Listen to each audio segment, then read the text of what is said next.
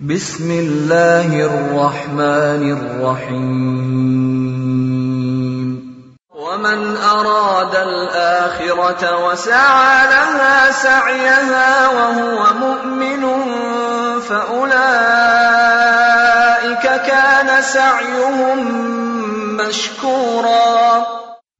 ആരെങ്കിലും പരലോകം ഉദ്ദേശിക്കുകയും സത്യവിശ്വാസിയായിക്കൊണ്ട് അതിനുവേണ്ടി അതിൻ്റെതായ പരിശ്രമം നടത്തുകയും ചെയ്യുന്ന പക്ഷം അത്തരക്കാരുടെ പരിശ്രമം പ്രതിഫലാർഹമായിരിക്കും. കുല്ലൻ നുമിദ്ദു ഹൗലാഇ വഹൗലാഇ മിൻ അതാഇ റബ്ബിക വമാ കാന അതാഉ ربك محظورا انظر كيف فضلنا بعضهم على بعض وللآخرة أكبر درجات وأكبر تفضيلا لا تجعل مع الله إلها آخر فتقعد مذموما مخذولا وقضى ربك ألا تعبدوا إلا إياه وبالوالدين إحسانا. السلام عليكم ورحمة الله. إن الحمد لله نحمده ونستعينه ونؤمن به ونتوكل عليه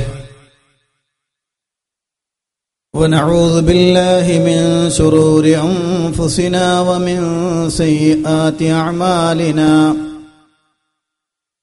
من يهده الله فلا مضل له ومن يضلل فلا هادي له ونشهد أن لا إله إلا الله وحده لا شريك له ونشهد أن محمدا عبده ورسوله أرسله بالهدى ودين الحق ليظهره على الدين كله ولو كره المشركون.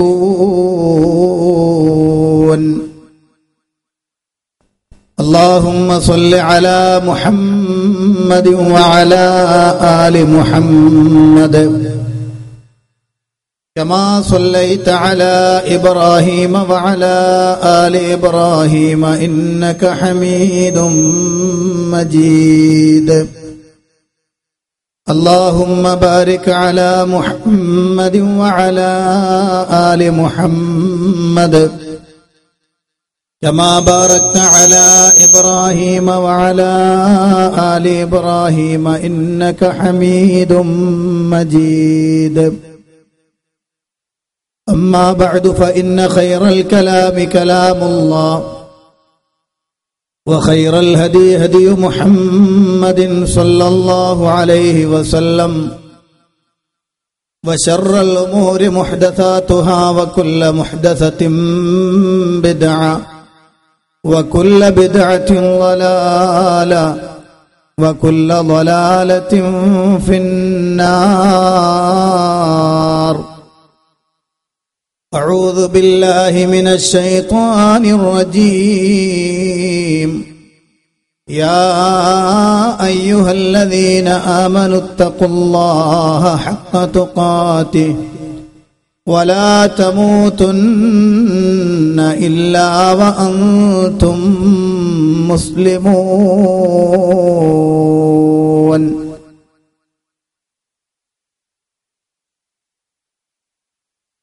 إليك يا رب قد وجهت حاجاتي وجئت بابك يا ربي برغباتي أنت العليم بما يجري الضمير به يا عالم الغيب علام الخفيات. വേദിയിലുള്ള സംഘടനാ നേതാക്കൾ, പ്രിയപ്പെട്ട മുജാഹിദ് പ്രവർത്തകർ, ഈ പരിപാടി അടുത്തുനിന്നും അകലെ നിന്നുമൊക്കെ ശ്രവിച്ചുകൊണ്ടിരിക്കുന്ന ഏറ്റവും പ്രിയപ്പെട്ട നാട്ടുകാർ,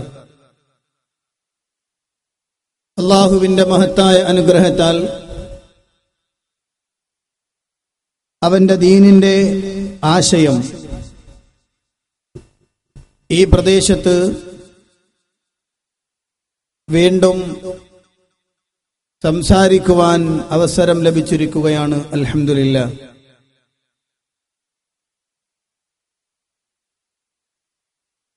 കൂടുതൽ ആമുഖങ്ങളില്ലാതെ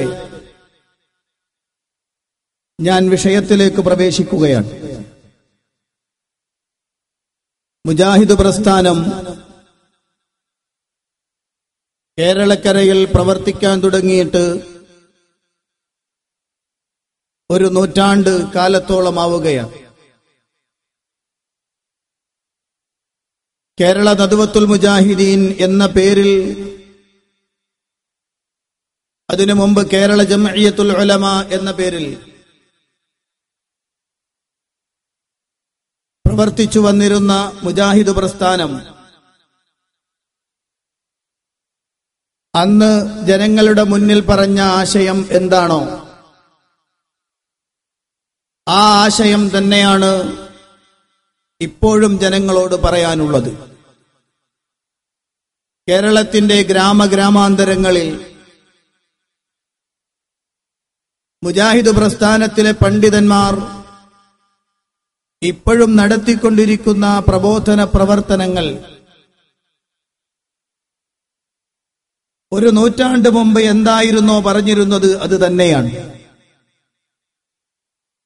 മഹാനായ പ്രവാചകൻ സല്ലല്ലാഹു അലൈഹി വസല്ലം അവിടുന്ന് പഠിപ്പിച്ചു തന്നൊരാദർശമുണ്ട്. ലോകത്ത് കഴിഞ്ഞുപോയ പ്രവാചകന്മാർ മുഴുവനും പഠിപ്പിച്ച ആശയം. അല്ലാഹു സുബ്ഹാനഹു വ തആല പരിശുദ്ധ ഖുർആനിലൂടെ നമുക്ക് പഠിപ്പിച്ചു തരുന്ന ആശയം, പ്രവാചകന്മാർ അതാത് ജനങ്ങളിലേക്ക് കടന്നു വന്നുകൊണ്ട് പറഞ്ഞത്, ഓ ജനങ്ങളെ, നിങ്ങൾ അല്ലാഹുവിനെ മാത്രം ആരാധിക്കണം എന്നാണ്. മഹാനായ നൂഹ് നബി അലൈഹി സ്വലാത്തു വസ്സലാം ആ പ്രവാചകനാണ് ഒരു സമുദായത്തിന്റെ സമുദ്ധാരണത്തിനു വേണ്ടി കടന്നു വന്ന ഒന്നാമത്തെ ദൈവദൂതൻ. മഹാനായ ആദം നബി അലൈഹി സ്വലാത്തു വസ്സലാം മുതൽ തുടങ്ങുന്ന പ്രവാചക ശൃംഖലയിൽ ഒരു സമുദായത്തെ നേർവഴിയിലേക്ക് നയിക്കാൻ, ഒരു സമുദായത്തിന് മാർഗദർശനം നൽകാൻ വേണ്ടി കടന്നു വന്ന ഒന്നാമത്തെ ആള് മഹാനായ നൂഹ് നബി അലൈഹിസ്സലാമാണ്. നൂഹ് നബി അലൈഹിസ്സലാം തന്റെ ജനതയോട് പറഞ്ഞ വാചകം പരിശുദ്ധ ഖുർആൻ പഠിപ്പിക്കുന്നുണ്ട്. ഓ സമുദായമേ, ഞാൻ നിങ്ങളിലേക്ക് നിയോഗിക്കപ്പെട്ട ദൈവദൂതനാണ്. അതുകൊണ്ട് നിങ്ങൾ എന്നെ അനുസരിക്കണം. ഞാൻ പറയുന്ന ആശയം അല്ലാഹുവിനെ അല്ലാതെ ആരാധിക്കരുത് എന്നാണ്. ആരാധനയ്ക്കർഹൻ അല്ലാഹു അല്ലാതെ മറ്റൊരാരാധ്യനില്ല. ഇത് മഹാനായ നൂഹ് നബി അലൈഹി സ്വലാത്തു വസ്സലാം തന്റെ ജനതയോട് പറഞ്ഞു എന്ന് പരിശുദ്ധ ഖുർആനിൽ അല്ലാഹു സുബ്ഹാനഹു വ തആല പഠിപ്പിക്കുകയാണ്. ഓരോ കാലഘട്ടത്തിലേക്കും ഓരോ സമുദായത്തിലേക്കും പ്രവാചകന്മാർ കടന്നു വന്നുകൊണ്ടേയിരുന്നു. മഹാനായ മുഹമ്മദുർ റസൂലുള്ളാഹി സ്വല്ലല്ലാഹു അലൈഹി വസല്ലമയാണ് അന്തിമനായ പ്രവാചകൻ. ആ പ്രവാചകൻ കടന്നു വന്നപ്പോഴും നൂഹ് നബി അലൈഹി സ്വലാത്തു വസ്സലാമയുടെ കാലഘട്ടത്തിലെ ജനസമുദായത്തിന്റെ പ്രവർത്തനം എന്തായിരുന്നോ അതേ പ്രവർത്തനം തന്നെയായിരുന്നു അവർക്കും. ആ സമുദായത്തോട് മഹാനായ മുഹമ്മദുർ റസൂലുള്ളാഹി സ്വല്ലല്ലാഹു അലൈഹി വസല്ലം പറഞ്ഞു, ഓ ജനങ്ങളെ, നിങ്ങൾ അല്ലാഹുവിനെ മാത്രം ആരാധിക്കണം. നിങ്ങളിതാ വിളിച്ചു പ്രാർത്ഥിച്ചുകൊണ്ടിരിക്കുന്ന, നിങ്ങൾ സഹായം തേടിക്കൊണ്ടിരിക്കുന്ന, നിങ്ങൾ നേർച്ച വഴിപാടുകൾ അർപ്പിച്ചുകൊണ്ടിരിക്കുന്ന ഈ ദൈവങ്ങളൊന്നും യഥാർത്ഥത്തിൽ ആരാധനയ്ക്ക് അർഹമുള്ള വസ്തുക്കളല്ല, ആരാധനയ്ക്ക് അർഹതയുള്ള വസ്തുക്കളല്ല. അതുകൊണ്ട് ആരാധനകൾ അല്ലാഹുവിന് വേണ്ടി മാത്രം സമർപ്പിക്കണം.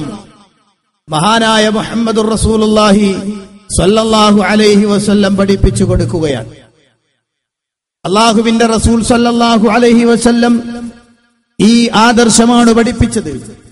സ്വഹാബത്ത് ആ ആദർശത്തെ പിൻപറ്റുകയും ഇന്നലെ വരെ തങ്ങളെപ്പോലെയുള്ള മനുഷ്യ സമുദായത്തിന്റെ മുന്നിൽ മനുഷ്യരുടെ കൂട്ടത്തിലെ ഉന്നതന്മാരെന്ന് അവർ തീരുമാനിച്ച, അവർ മനസ്സിലാക്കിയ ആളുകളുടെ വിഗ്രഹത്തിന്റെ മുന്നിൽ തങ്ങളുടെ ആവശ്യ നിർവഹണത്തിന് വേണ്ടി കൈകൂപ്പി നിന്നിരുന്ന ജനങ്ങൾ അതിനെയെല്ലാം വിട്ട് ഏകനായ അല്ലാഹുവിലേക്ക് മാത്രമായി തിരിയുന്നു.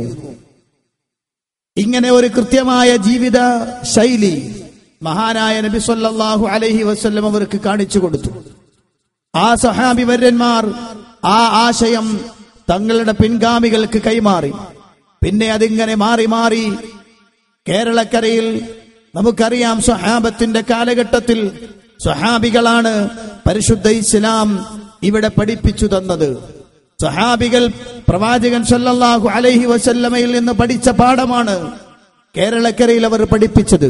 പക്ഷേ കേരളക്കരയിലുള്ള പിന്നീടുള്ള അവസ്ഥ നാം കാണുന്നത് അല്ലാഹു അല്ലാത്തവരെ വിളിച്ചു പ്രാർത്ഥിക്കുന്നതിലേക്ക്, അല്ലാഹു അല്ലാത്ത ആളുകളോട് സഹായം തേടി പ്രാർത്ഥിക്കുന്നതിലേക്ക് ജനസമുദായം മാറി മാറി അതിനുവേണ്ടി ഓരോ തരത്തിലുള്ള നിയമങ്ങൾ ഉണ്ടാക്കിയെടുക്കുകയും പിൽക്കാലത്ത് വന്ന ചില ആളുകളുടെ വാക്കുകൾ അതിനനുകൂലമായി വ്യാഖ്യാനിക്കപ്പെടുകയും ചെയ്തതോടുകൂടി കേരളക്കരയിലെ സാമാന്യ ജനങ്ങൾ മനസ്സിലാക്കിയത് ഇതാണ് മതം എന്നാണ്. അവിടെയാണ് മുജാഹിദ് പ്രസ്ഥാനം അന്ന് പറഞ്ഞൊരാശയമുണ്ട്. അതേ, അല്ലാഹുവിനെ അല്ലാതെ ആരാധിക്കാൻ പാടില്ല. ലാ ഇലാഹ ഇല്ലല്ലാഹ്, ആരാധനയ്ക്കർഹൻ അല്ലാഹു അല്ലാതെ മറ്റൊരാരാധ്യനും ഇല്ല. നിങ്ങൾക്കറിയുമോ, ഇസ്ലാഹി പ്രസ്ഥാനത്തിന് വേണ്ടി അഹോരാത്രം പണിപ്പെട്ട ഒരു പണ്ഡിതനുണ്ട്. അതോടൊപ്പം തന്നെ ഇന്ന് സമസ്തക്കാരെന്ന് വിളിക്കപ്പെടുന്ന ആളുകൾ അവർ ബഹുമാനിച്ചു കൊണ്ടിരിക്കുന്ന തങ്ങന്മാർ എന്ന് വിളിക്കപ്പെടുന്ന പ്രത്യേകമായ ഒരു പ്രവാചകന്റെ അനന്തരാവകാശികളെന്നോ കുടുംബക്കാരെന്നോ വിളിക്കപ്പെടുന്ന വിഭാഗം, ആ വിഭാഗത്തിൽപ്പെട്ട മക്തി തങ്ങൾ, അദ്ദേഹം അതാ ഒരു അങ്ങാടിയിലേക്ക് കടന്നു ചെല്ലുന്നു. ആ അങ്ങാടിയിലേക്ക് കടന്നു ചെന്നപ്പോൾ അങ്ങാടിയിലുള്ള കടയിൽ നിന്ന് ഒരാട് വന്നിട്ട് അവിടെ കണ്ട വസ്തുക്കളൊക്കെ എടുത്തു തിന്നുകൊണ്ടുപോകുന്നു. അതിങ്ങനെ കടിച്ചു തിന്നുന്നു. ആ കച്ചവടക്കാർ അതിനെ ആട്ടുന്നില്ല. ഉടനെ മക്തിത്തങ്ങൾ ചോദിച്ചു, ഇതെന്താണ് നിങ്ങൾ ചെയ്യുന്നത്? ഇതെന്താ ഈ ആടിനെ ഓടിച്ചു വിടാത്തത്? അപ്പൊ ജനങ്ങൾ പറഞ്ഞു, ഇത് റിഫാഇ ശൈഖിന്റെ ആടാണ്. റിഫാഇ ശൈഖിന്റെ നാടാണത്. അന്ന് വൈകുന്നേരം ഒരു ബോർഡ് വന്നു ആ അങ്ങാടിയിൽ, റിഫാഇ ആടാവുകയില്ല, ആട് റിഫാഇ ആവുകയില്ല, പ്രഭാഷണം മക്തീത്തങ്ങൾ എന്ന് പറഞ്ഞുകൊണ്ട് ജനങ്ങൾക്ക് ബോധ്യപ്പെടുത്തി കൊടുത്തു. ജനങ്ങളെ, ഇത് തെറ്റാണ്, അള്ളാഹുവിന്റെ പ്രവാചകൻ പഠിപ്പിക്കാത്ത ആശയമാണ്, നിങ്ങൾ ആരോ പറ്റിച്ചതാണ്. കൃത്യമായി തെളിവുദ്ധരിച്ചുകൊണ്ട് പ്രഭാഷണം നടത്തിയ അദ്ദേഹം അങ്ങനെ പ്രഭാഷണം തുടങ്ങിയപ്പോൾ അങ്ങനെ മൈക്കില്ലാതെ അങ്ങാടികളുടെ മുന്നിൽ എഴുന്നേറ്റ് നിന്നുകൊണ്ട് പ്രസംഗം നടത്തി ജനങ്ങളുടെ ഹൃദയത്തിലേക്ക് തൗഹീദിന്റെ വെള്ളി വെളിച്ചം എത്തിച്ചു കൊടുത്ത മുൻഗാമികളായ പണ്ഡിതന്മാർ, അവർ ധാരാളം പ്രയാസങ്ങൾ സഹിക്കേണ്ടി വന്നിട്ടുണ്ട്. മഹാനായ രണ്ടത്താനി സയ്യിദ് മൗലവി റഹിമഹുല്ലാ, അതുപോലെ തന്നെ ഉമർ മൗലവി റഹിമഹുല്ലാ തുടങ്ങുന്ന പണ്ഡിത മനീഷികളായ ആളുകൾ അവരനുഭവിക്കേണ്ടി വന്ന പീഡനങ്ങൾ ധാരാളമാണ്. അങ്ങനെ പീഡനങ്ങൾ കൊണ്ട്, പ്രയാസങ്ങൾ കൊണ്ട്, വിഷമങ്ങൾ കൊണ്ട് എല്ലാ പ്രയാസങ്ങളെയും ആദർശത്തിനു വേണ്ടി ഏറ്റുവാങ്ങിയ കഴിഞ്ഞുപോയ പണ്ഡിത സമുദായത്തിന്റെ പണ്ഡിതവരേണ്യരുടെ പിൻഗാമികളാണ് മുജാഹിദുകൾ. അതുകൊണ്ട് തന്നെ ഏതൊക്കെ പ്രയാസങ്ങൾ ഉണ്ടായാലും ആ പ്രയാസങ്ങളൊന്നും തന്നെ മുജാഹിദുകൾക്ക് പ്രശ്നമേ അല്ല. കാരണം പണ്ഡിതന്മാര് മാത്രമല്ല, അമ്പിയാക്കൾ അനുഭവിച്ചതാണ് ഈ പ്രയാസം. അമ്പിയാക്കൾ ധാരാളം വിഷമങ്ങൾ അനുഭവിച്ചിട്ടുണ്ട് ഈ ആദർശത്തിനു വേണ്ടി. നിങ്ങൾക്കറിയുമോ, ഞാൻ ആമുഖമായ ഒരു കാര്യം നിങ്ങളുടെ ശ്രദ്ധയിൽപ്പെടുത്തുകയാണ്. മുജാഹിദുകൾ പരിപാടി നടത്തുമ്പോൾ മാത്രമാണ് ആളുകൾക്ക് വിഷമം.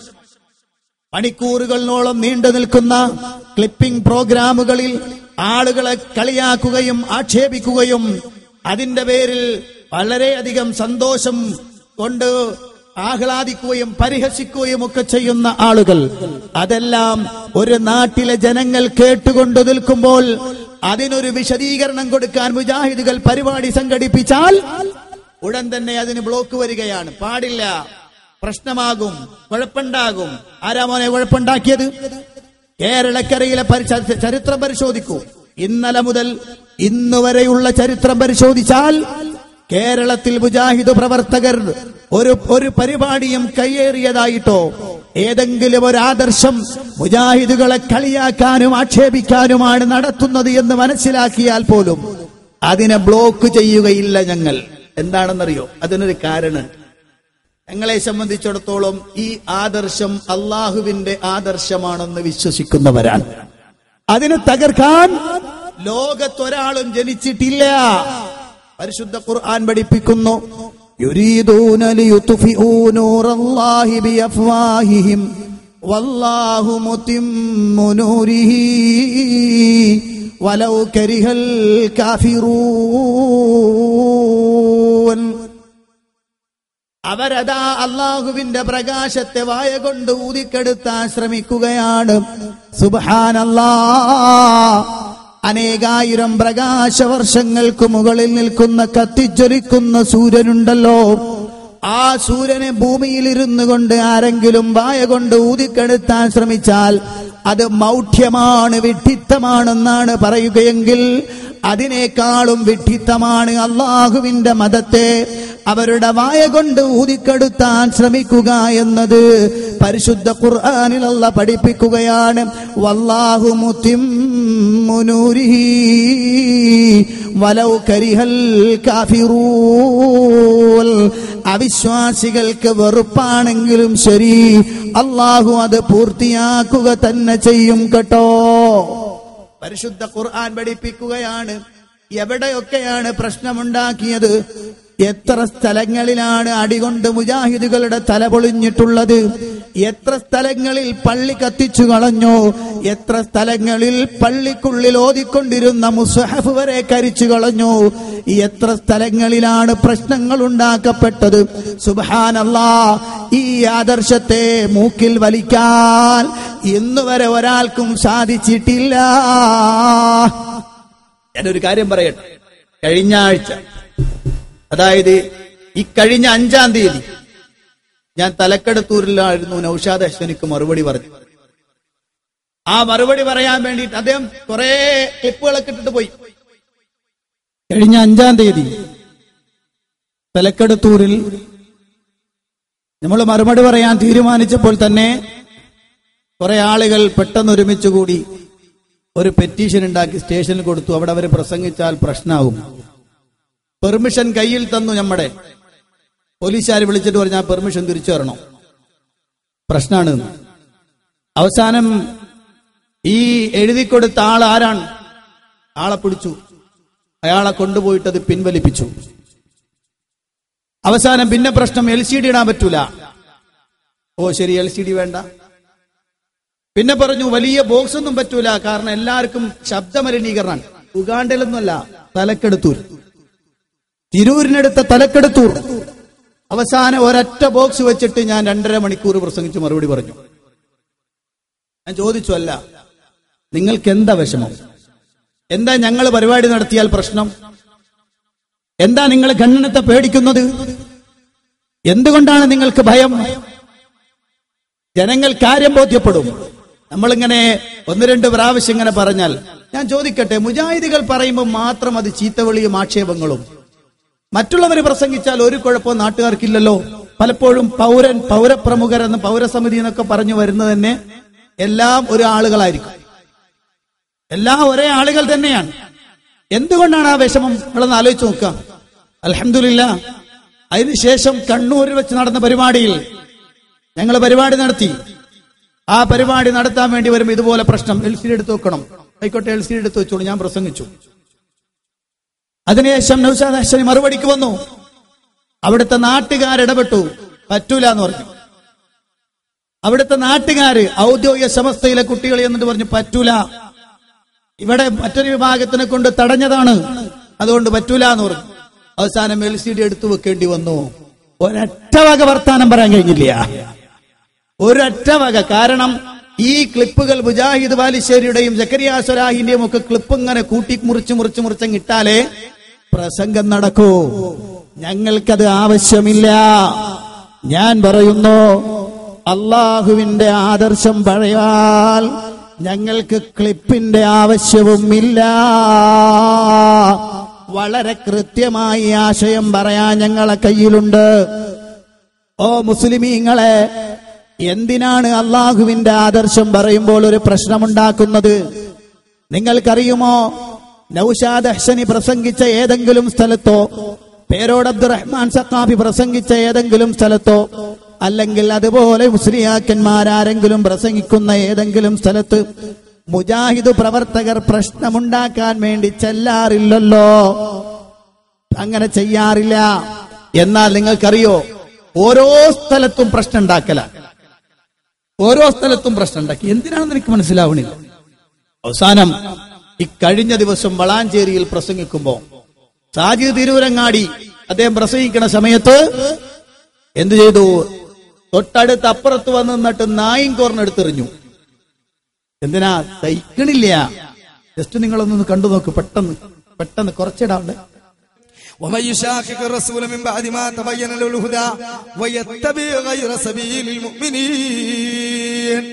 മുഅ്മിനുകളുടേതല്ലാത്ത ഒരു മാർഗം ആരെങ്കിലും സ്വീകരിച്ചാൽ, അഥവാ ഹിദായത്ത് വ്യക്തമായി കിട്ടി, സന്മാർഗം ബോധ്യമായി, ഇങ്ങനെ ഒരു വയലിലൂടെ ഒരു ഉപദേശത്തിലൂടെ, എന്നിട്ടും അതിന് വിരുദ്ധമായി കൊണ്ട് അത് ഈ കാതിലൂടെ കേട്ട് ഈ കാതിലൂടെ അങ്ങോട്ട് വിട്ട് അതിനെ തള്ളിക്കളഞ്ഞ് പരിഹസിച്ച് പുച്ഛിച്ച് അങ്ങനെ മുഅ്മിനുകളുടേതല്ലാത്ത, സ്വാലിഹീങ്ങളുടേതല്ലാത്ത, യഥാർത്ഥ നിലപാടുകളുടെ അല്ലാത്ത ഏതെങ്കിലും ഒരു മാർഗം ഒരാൾ സ്വീകരിച്ചാൽ അള്ളാഹ്ക്ക് അതുകൊണ്ട് പ്രശ്നവുമില്ല, പടച്ച തമ്പുരാന് യാതൊരു പ്രശ്നവുമില്ല. സഹോദരങ്ങളെ, സഹോദരൻ ഇരുന്നോളൂ, സാരല്ല, അത് അങ്ങനത്തെ ഏറുകളും പ്രശ്നങ്ങളൊക്കെ വരും, സാരല്ല. നമ്മൾ ആരെയും ഇവിടെ ഒന്ന് അള്ളാഹുവിന്റെ ദീനുൽ ഇസ്ലാം വളരെ വ്യക്തമായി കൊണ്ട് നമ്മൾ പറയുകയാണ് ചെയ്തിട്ടുള്ളത്, പഠിപ്പിക്കുകയാണ് ചെയ്തിട്ടുള്ളത്. അവിടെ ഇരുന്നോളൂ, ആരും പോകണ്ട, പ്രശ്നമല്ല. പരിശുദ്ധമായ ദീനുൽ ഇസ്ലാമിനെ പറയാൻ അത് ഇന്ത്യ രാജ്യത്ത് അനുവദിച്ച ഒരു പെർമിഷൻ എന്ന നിലക്ക് നമ്മൾ നിയമപാലകരെ കണ്ട് നമ്മുടെ വീട്ടിലെ കോമ്പൗണ്ടിൽ പോലും വെച്ചെന്താ ഇനി അതിന്റെ പേരിൽ സമൂഹത്തിന് വിഷമം ഉണ്ടാണ്ടാച്ചിട്ടാണ്. ഇത് കൃത്യമായി കേൾക്കാം, ആരോടും അടിച്ചേൽപ്പിച്ചിട്ടില്ല, നിർബന്ധിച്ചിട്ടുമില്ല. പക്ഷെ ഈ പരിശുദ്ധമായ ഇസ്ലാമിനെ പറയുന്ന മജ്ലിസുൽ ഇൽമി റൗദത്തും മിൻ റിയാദിൽ ജന്ന, അറിവന്വേഷിക്കുന്ന സദസ്സ് സ്വർഗത്തിലെ ഒരു തോപ്പിനോളം തുല്യമാണ്.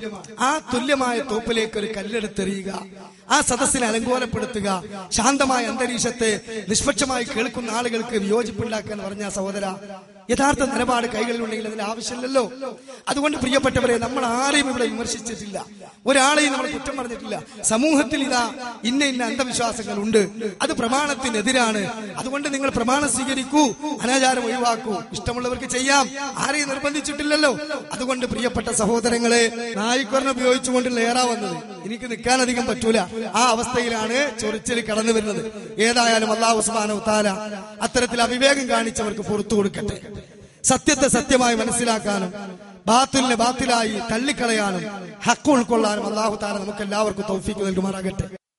കേട്ടോ പ്രിയപ്പെട്ട സഹോദരങ്ങളെ, ആ CD ഇൻഷാ അല്ലാഹ് അവിടെ വാങ്ങാൻ കിട്ടും, നിങ്ങൾക്കത് ഫുള്ള് കാണാവുന്നതാണ്. ഞാൻ പറഞ്ഞു വരുന്നത്, എന്തിനാണ് ഇങ്ങനത്തെ ഒരു പ്രയാസം നിങ്ങൾക്ക്? എന്തിനാ ഈ പ്രയാസം? ഇത് കേട്ടുപോയാൽ എന്താ പ്രശ്നം ഉണ്ടാകുക? അതെ, നൂറുകണക്കിന് ആളുകൾ ഇസ്ലാഹി പ്രസ്ഥാനത്തിലേക്ക് വരുന്നത് സഹിക്കണില്ല, അതാ പ്രശ്നം.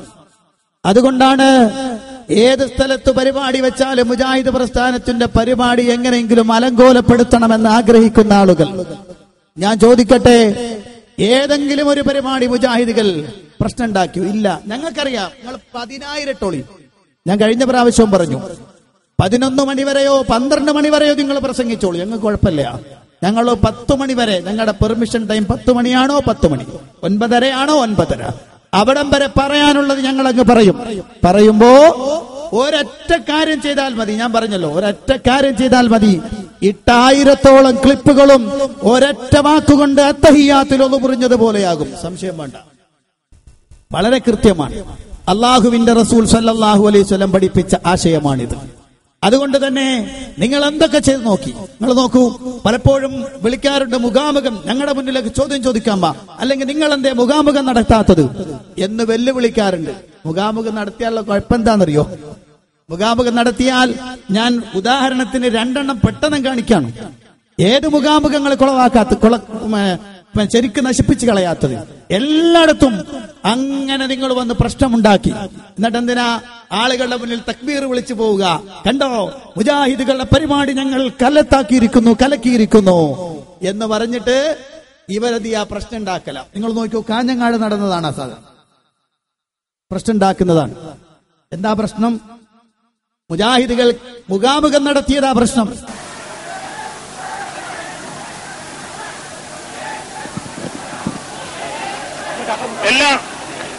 എല്ലാവരും അടങ്ങിയിരിക്കുക, ആരും ബഹളമുണ്ടാക്കരുത്, എല്ലാവരും ശാന്തരായിരിക്കുക. ദയവ് ചെയ്ത് ആരും തന്നെ ബഹളമുണ്ടാക്കരുത്. ബഹുമാന്യരായ പണ്ഡിതന്മാർ ഇവിടെ സ്റ്റേജിലുണ്ട്, അവരിതാ നിങ്ങളോട് നിർദ്ദേശം നൽകുന്നു.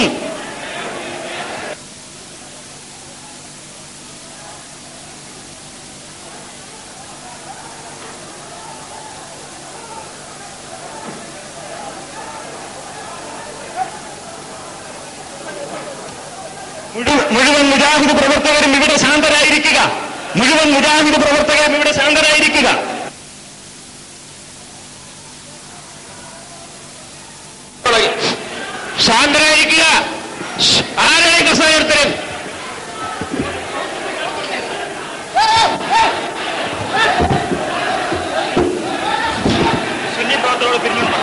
പ്രിയമുള്ള സുന്നി പ്രവർത്തകന്മാരുടെ പിരിഞ്ഞു പോവുക. ഞങ്ങൾ ചോദിക്കാൻ സൗകര്യത്തിന് ഇവിടെ ആളുകളുണ്ട്.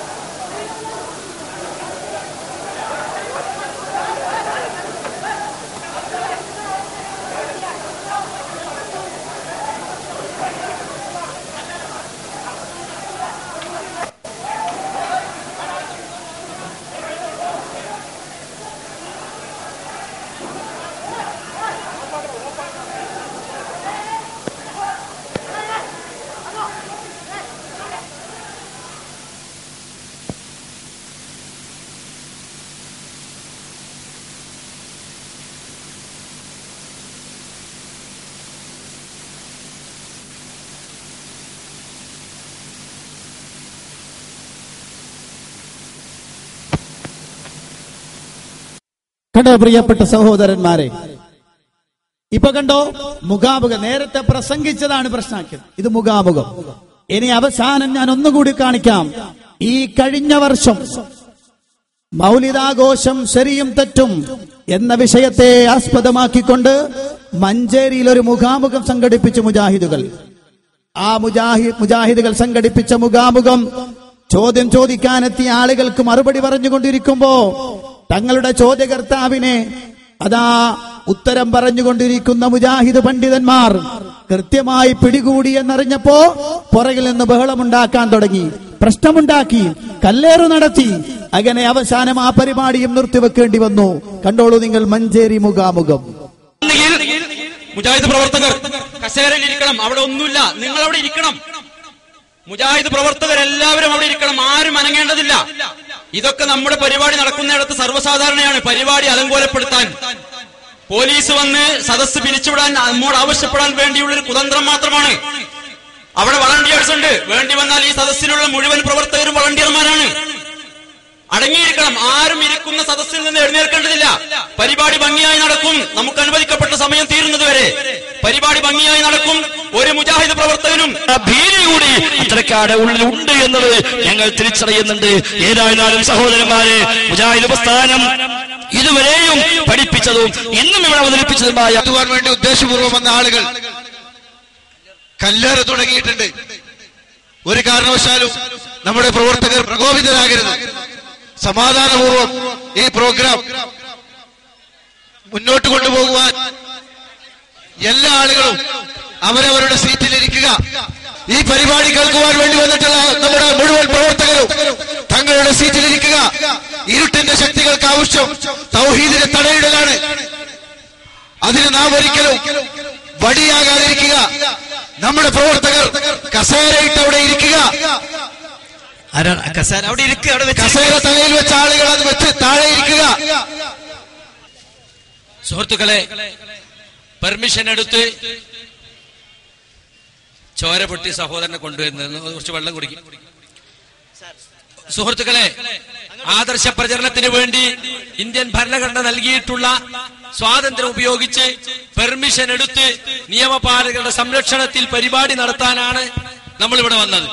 പക്ഷേ കല്ലേറ് നടത്തിക്കൊണ്ടും ആളുകളെ ആക്രമിച്ചുകൊണ്ടും ഇതിനെ നേരിടുക എന്നതാണ് നമ്മുടെ സഹോദരന്മാർ ഇപ്പോൾ തീരുമാനിച്ചിട്ടുള്ളത്. വിഭവങ്ങൾ ഉണ്ടാകുമെന്ന് നാം പലവട്ടം കണ്ടതാണ്. ഇവർ മുഖാമുഖം നടത്തുന്നത് നമ്മൾ മാന്യന്മാരായതുകൊണ്ടാണ്. നമ്മൾ അവരെ മുഖാമുഖത്തിൽ കല്ലെറിയാനോ മുഖാമുഖം മലങ്കോളപ്പെടുത്താനോ പോകാത്തത് കൊണ്ടാണ് ഇവർ മുഖാമുഖം നടത്തുന്നത്. നിങ്ങൾക്ക് ഞങ്ങളുടെ മുഖാമുഖത്തിന് മുഖാമുഖം കൊണ്ട് മറുപടി പറയാൻ സാധിക്കുമോ? മുഖാമുഖത്തിന് മുഖാമുഖമല്ലാതെ മറുപടിയില്ല എന്ന് പറഞ്ഞ് ജനങ്ങൾ ഇളക്കിവിട്ട് നിങ്ങൾക്ക് എന്താ മുഖാമുഖം നടത്തിക്കൂടെ എന്ന് ആളുകൾ ചോദിക്കുമ്പോഴാണ് ഞങ്ങൾ മുഖാമുഖം പരിപാടിക്ക് നിർബന്ധിക്കപ്പെടാറുള്ളത്. അത്തരമൊരു ഘട്ടത്തിൽ ഞങ്ങൾ മുഖാമുഖം നടത്തുമ്പോൾ കേട്ടോ, ഞാൻ ഉദാഹരണം കാണിച്ചത് എന്താണ് നിങ്ങൾക്ക് ഇത്ര ബേജാറ്? ഞങ്ങളൊരു പരിപാടി നടത്തിയാൽ എന്താ വിഷമം നിങ്ങൾക്ക്? ജനങ്ങൾക്ക് കാര്യം ബോധ്യപ്പെടും. അങ്ങനെ കാര്യം ബോധ്യപ്പെട്ടാൽ ജനങ്ങൾ മുജാഹിദ് പ്രസ്ഥാനത്തിലേക്ക് കടന്നു വരും. അത് കണ്ട് അത് കാരണം വിഷമം കൂടിയിട്ട് പരിപാടി ഒന്നും നടക്കാൻ പാടില്ല, ഒക്കെ പ്രശ്നമാക്കണം എന്ന പ്രത്യേകമായ ഗൂഢമായ അജണ്ടയുടെ ഭാഗമാണ് എല്ലാ സ്ഥലത്തും പരിപാടി നടത്തപ്പെടുമ്പോൾ ഇങ്ങനത്തെ പ്രശ്നങ്ങൾ ഉണ്ടാകുന്നത്. ഓ മുസ്ലിമീങ്ങളെ, മുജാഹിദ് പ്രസ്ഥാനത്തെ സംബന്ധിച്ചിടത്തോളം ഇല്ല, മുജാഹിദ് പ്രസ്ഥാനം യാതൊരു പ്രശ്നത്തിനും ഉണ്ടായിട്ടില്ല. വളരെ കൃത്യമായി ഞങ്ങൾ പെർമിഷൻ എടുത്തുകൊണ്ട് പരിപാടി നടത്തുകയാണ്. ആ പരിപാടിയിൽ ഞങ്ങൾക്ക് വിശദീകരിക്കാനുള്ളത് ഞാൻ നേരത്തെ പറഞ്ഞതുപോലെ ഒരു മാറ്റവും വരുത്തിയിട്ടില്ലാത്ത ആശയമാണ്. അന്നെന്ത് പറഞ്ഞോ ഇന്നും അത് തന്നെ പറയുകയാണ്. ഇവിടെ ഏറ്റവും കൂടുതൽ ചർച്ചയ്ക്ക് വന്ന വിഷയം പോലും മുജാഹിദ് പ്രസ്ഥാനത്തിലെ പണ്ഡിതന്മാർ അതാ ഒരു കൂട്ടം ആളുകൾ ജിന്നിനോട് സഹായം തേടാമെന്ന് പറയുന്നു, മറ്റൊരു വിഭാഗം പാടില്ല എന്ന് പറയുന്നു. മുജാഹിദികൾക്കിടയിൽ തന്നെ ഭയങ്കര പ്രശ്നമായി.